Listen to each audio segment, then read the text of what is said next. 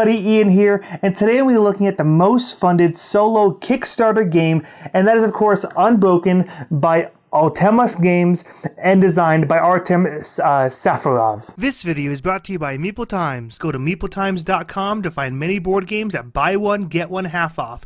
It's also brought to you by Game Booster, a Facebook group dedicated to find you the best deals on board games. But first, let's go ahead and get down to the table and see how it plays. So these are all the components set up in order to play Unbroken. The only thing I have off screen are these step-by-step guides to guide you through what steps to take in order to complete a level. So I'm just going to leave these off to the side, but just know that they do exist. So in Unbroken, you are a lost adventurer in some caverns that has been bruised and beaten, and you are just trying to make it out alive. In order to win, you must make it through multiple encounters and 4 random bosses to make it out alive. Now when you start the game, all your resources start at 0 except for your small effort, which is this fist, that starts at 13, and your time check, which starts at number 7, which is marked right here as this 1/ because it actually means level 1 because you start in level 1. There are essentially 2 different phases in the game, the travel phase and the combat phase, and each phase is broken up by different steps. First, in the travel phase, you're going to prepare by gathering resources via exchange resources for other resources in order to get stronger and to build new weapons, and you're also going to scout ahead in order to know which monster you're going to be fighting. So this card right here describes all the different actions you can take.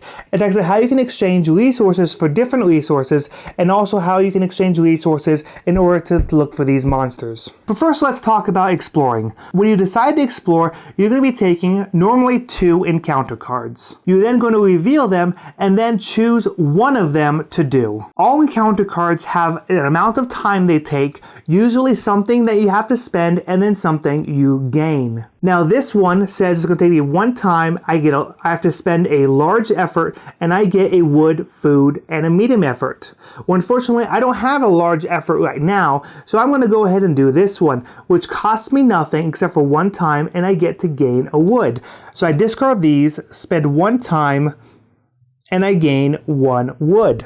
Now I have some wood, which is 1 step closer in order to building maybe my club. So at this point, I can choose to fight the monster if I really want to, but honestly, I'm not ready yet, so I'm going to go ahead and encounter some more. Now another thing you can do with cards if you don't want to take either of these actions is instead you can rest, and when you rest, you spend the time listed on the card. So in this case they're both 2, but let's say I'm going to rest with this card.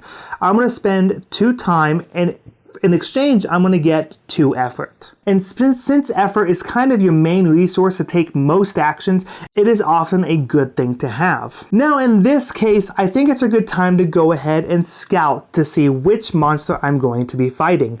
So since it's level 1, it's going to cost me 1 effort and 1 time in order to scout for the monster. So I'm going to spend an effort and spend a time. And then you roll this die, which is just a 6-sided die, to see which monster you fight. I roll the die, and in this case, I got a number 2. So I'm going to look through all the level 1 monsters, which are these ones right here, and I'm going to find the number 2, which I know is this guy right here, the Gibberling. So now I know that I'm going to be fighting the Gibberling, which he has 2 health, which I mark right here. Now he has this ambush action, and ambush actions are triggered when I enter combat with my time track at 0. In this case, I'm going to be gaining a condition, which all conditions are bad. So I don't want him to be able to ambush me. So instead, what I'm going to do is make sure that when I go to fight him, I am not going to have my time be 0. But I also know he has 2 health, and with my bare hands, the only way to do that much damage is to spend 2 medium efforts to do 3 damage. So ideally, I'd want maybe something a little more. So I'm going to explore 1 more time to see if there's anything else I can get. Well, unfortunately, there's nothing really I got that would help me be able to build my club, which is going to cost 3 wood. So I only have 1 wood, so I don't have enough to build my club. But I can take this action that gives me 2 more effort. and cost me 1 time. So I'm going to go ahead and do that. I'm going to take an action to move a small effort into 2 medium effort so that I can do that 3 damage. So now with all of this set, I'm going to go ahead and choose to attack this monster. So now we are officially in combat. Now the way combat works is I as the player always make the first move. And since I'm able to spend 2 medium effort to do 3 damage, I can kill him without him hitting me back. But if, for example, I didn't have that ability, and let's say I was only able to spend 2 medium effort to do 1 damage, let's say that happened. So let's say I didn't have any medium effort, I was only able to spend 2 small effort in order to do 1 damage. So then he is going to attack me. He's going to roll the die and do the number that is associated with it. In this case, it is number 5. So he's going to steal, which means I'm going to lose a wood or a metal. So luckily I have some wood for him to steal, because if I didn't, I was going to have to lose 2 effort. But then I go ahead and spend 2 more effort, do 1 more damage, and I kill him all the way. If you end up killing the monster, you then are able to take the rewards. In this case, I would get a medium effort, a cunning, a time, and that reminds me, this is one thing that I just forgot. When you start fighting the monster, you're supposed to move the time track onto the next level you're going to be playing with, in which case it's going to be level 2, so I should have placed the cube there. So I'm going to be getting a time back, so I'm going to go ahead and move it 1 more higher. And the last thing you get whenever you defeat a monster is a skill. When you get a skill, there's buffs to help you through the caverns and fight monsters. You always draw 2 and then you pick 1 of them. And then once he's defeated, you can just go ahead and set him aside, because now you're in level 2, but first you have to eat. And in order to eat, you have to eat 1 food for every level that you just completed. I just completed level 1, so I need to eat 1 food. Well, unfortunately, I wasn't able to find any food, which means I have to lose 1 effort for the first food I lose, 2 effort for the second food I wasn't able to eat, 3 effort for the third, etc. And then you keep doing this for every single level. You're going to be converting resources, taking encounters to find more, building up weapons. So let's say I eventually got 3 wood, I could spend an effort and a time to build the club, which then makes me a little stronger. And then this can be upgraded even more to a maul or an axe. I can then build that and get even stronger. I'm then going to be fighting level 2 monsters, level 3, all the way to level 4, doing all the same similar things that I've just been doing. If at any point you either try to take an effort and can't because you don't have any more, or you have 0 effort and are forced to lose 1, you basically pass out and you die from exhaustion. And when that happens, your game is over and you cannot continue. But if you're able to make it past the level 4 monster with at least some effort left, then you're able to escape and you win the game, and then you're able to count up your resources to give yourself points, and hopefully each time you can beat your previous score. So that's the basics. Get resources, convert resources, fight monsters, win or lose Unbroken. Okay, so let's go and talk about what I think of this game. Let's go and throw up my gamer's review, and let's talk about Unbroken. Well, first of all, let's talk about this genre and the theming. I think it's on point. The rulebook has a lot of backstory as far as the world, what happened to you, how you were beat up and you're lost in a cave and you're just trying to make it out alive. All of the cards have very small text, but there is a lot of it. And it's all just talking about exactly what you're seeing. As far as that goes, it is very thematic. And I think it's pretty fantastic, honestly. Let's go and jump right into art and components. Okay. I'm gonna throw it up right now. The big red X, it's bad. It's honestly prototype level, and I am extremely disappointed, to say the least.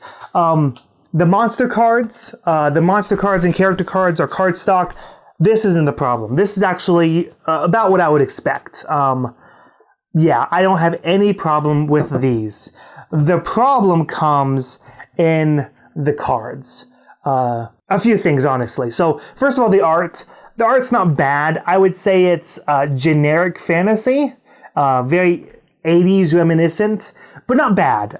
Just generic. What's bad about it is how thin and flimsy they feel. And they're like slippery. I don't know how I can describe it besides slippery. They don't feel like of any substance. And you put a deck down and the whole deck just kind of slides sideways. It did it just now. I don't have the camera pointed down, but it did just now. The whole deck sort of slid sideways. So you gotta like put it down gently and make sure it's aligned. But that's only part of it. That's only just the components. The art, I mean, look at that. Look, encounter, condition, yes. I mean, I know what they are, but it's black with a little circle, and that's all I get. Oh, look, this is a knife. Okay. A monster level 2. Okay, it's just so boring. But once again, that's not even the worst of it. I know you already saw these. What is this?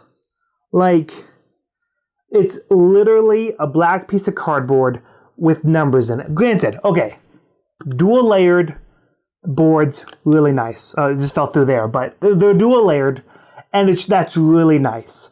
I like how it slides. There's been a few times where I've bumped it, and I didn't quite remember where the number was, so I just kind of put it where I thought it was. But even then, I don't mind the sliding that much. I thought I was going to be worried about it, but I don't mind it that much.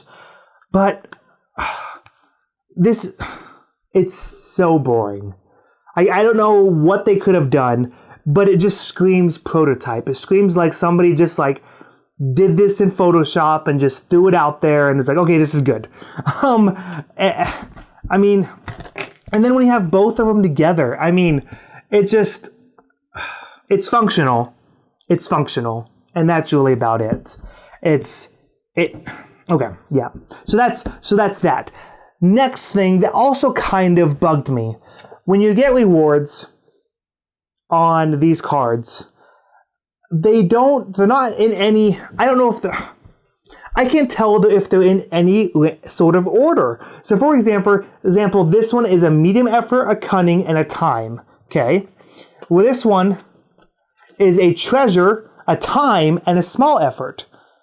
Okay, that's a slightly different order. Well, this one puts a food first, and then a cunning, and then a small effort. Okay, so small effort looks like is the end, but it's in a weird order, and not only that, it's not in the same order as your tracker board. So when you're getting your reward, you're like, okay, moving this one, okay, moving that one, moving this one. Why didn't they just do it in this order? And then with the time at the very end, I don't know why they didn't do that. Like it would have just made sense. So this game needed a graphics designer, like in order to just make it look prettier. Like I'm not saying art. Like I said, the art's fine. It's generic fantasy, but it's fine. But just the look of the game screams prototype, screams print and play. If I were playing this game in a game store, someone would look up and say, oh, are you playing a prototype? Like that's what this looks like. And super disappointing. I can't tell you how. I mean, I guess I did tell you how disappointed I was. And don't love the components or the graphic design. Like I said, the art's fine, but the graphic design is just bad. Mechanics. I don't even know what the mechanics are. Cube conversions, resource management, I guess.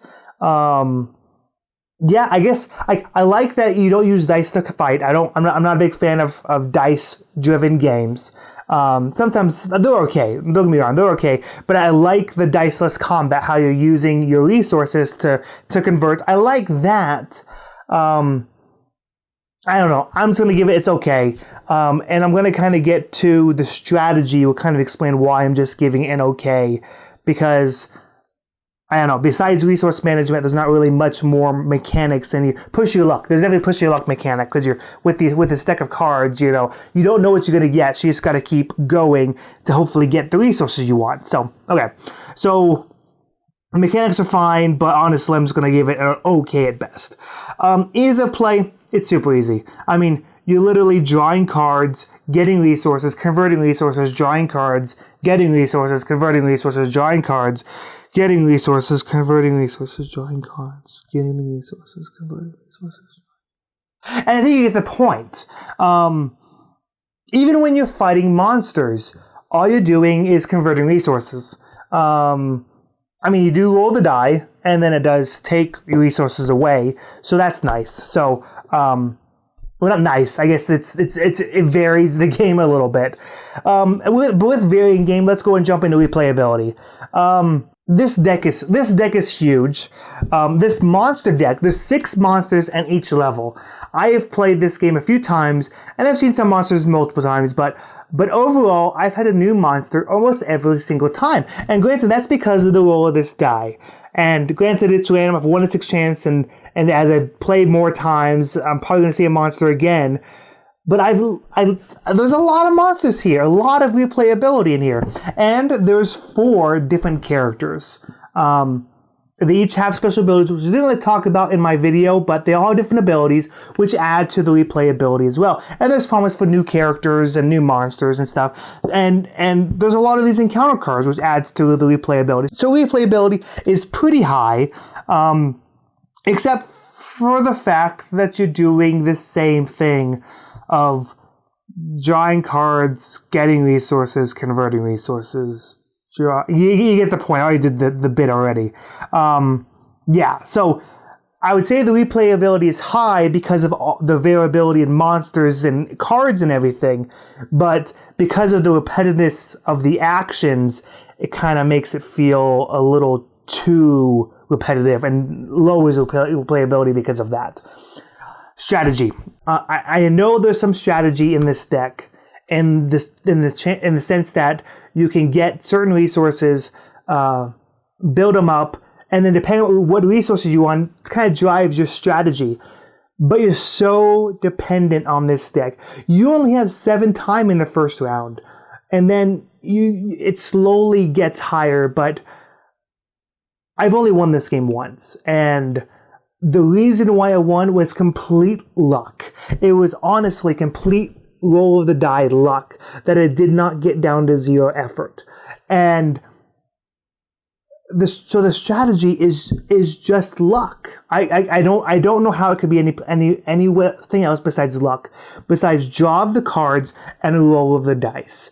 Like I said, there's some strategy in, depending on what resources you get, depends on what weapon you build, and that depends on how you fight the monster. But honestly, you really just want to get as much effort as you can. If you can max out your effort and keep it there through most of the game, I think that's the best chance you have. But even then, it's going to be luck-based, because if you get some bad die rolls, or if you don't get the resource, if you don't get that one medal, I went through a game where I just needed 1 more medal to get my weapon, and I was doing everything I could to get that medal, to get a sword, and I couldn't do it. And because of that, I couldn't craft the sword, and I couldn't beat the last monster because I didn't have a strong enough weapon. So there is no strategy. Or there's low strategy. Or the strategy is not good. I think that's what I'll say. The strategy is not good. So yeah, conclusion, I don't know. I don't want to say extremely disappointed, but I'm pretty disappointed in this game. I think it offered a lot in the fact that it was solo play, and it seemed interesting because it seemed very Euro-like in resource management. And you're in a dungeon, and the theme is definitely there. And I even think the mechanics are there. No, I don't know. I'm just disappointed in not how hard it is. I have games that are hard, that are hard solo, and this is it's just so dependent on this deck of cards, on the shuffle of the cards, and on the roll of the dice, that it just isn't any fun. And it's repetitive. So 4 out of 10. I struggled giving it that, honestly. I thought about going a little bit lower, but I think the theming's good. I think the art's good. I think there is some good stuff here, but it's just bogged down by the repetitiveness of the cards and the resources. Just make it very repetitive. And then you do this repetitive action, and then it's done and you lose. It basically what it comes down to. Granted, it's only 20 or 30 minutes, and you can play it real fast. I played it twice in a row a few times, and it goes really fast. So that's good, which is probably why I gave it a little higher than I should have, because it goes so quickly. But yeah, overall, really disappointed. 4 to 10. So yeah, that was Unbroken by Altema Games, the highest funded solo game on Kickstarter, at least at this time. So we'll see what happens. Maybe there'll be another solo game that comes out. So I was disappointed, but I mean, you can't please everybody. Some people are having a lot of fun with this game. I'm unfortunately not one of them. So remember, I've been Ian. Thanks for watching this review of Unbroken. Remember, whether you're a heavy gamer or light gamer, always keep it fun.